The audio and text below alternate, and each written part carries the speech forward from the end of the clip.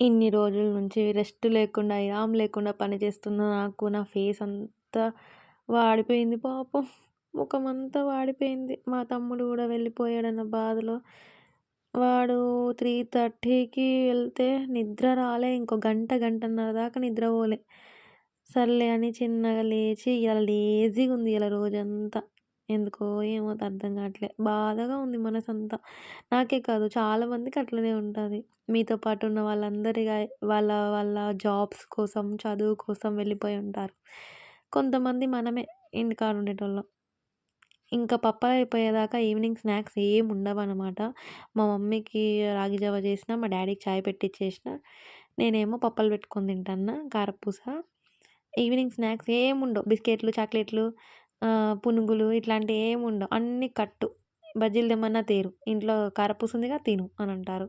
ఇగ evening snacks అవే ఇగ కొన్ని రోజుల వరకి. ఏం స్నాక్స్ అని కూడా అడగొద్దింక వాళ్ళని.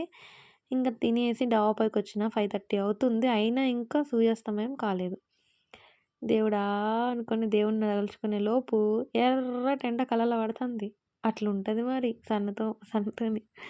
ఇంకేముంది తీసుకొని వెళ్ళిపోదాం బట్టలు. 5:30 అవుతున్నా కూడా సుర్రుమని ఎండ కొడుతుంది. అంత ఎండ కొడుతుంది కిందికొచ్చేసరికి చలి పెడుతుంది. 2 అయితున్నాయి. ఒక ఫ్లోర్ అయిపోయింది. లైట్స్ ఏసేసా. మొత్తం చీకటే.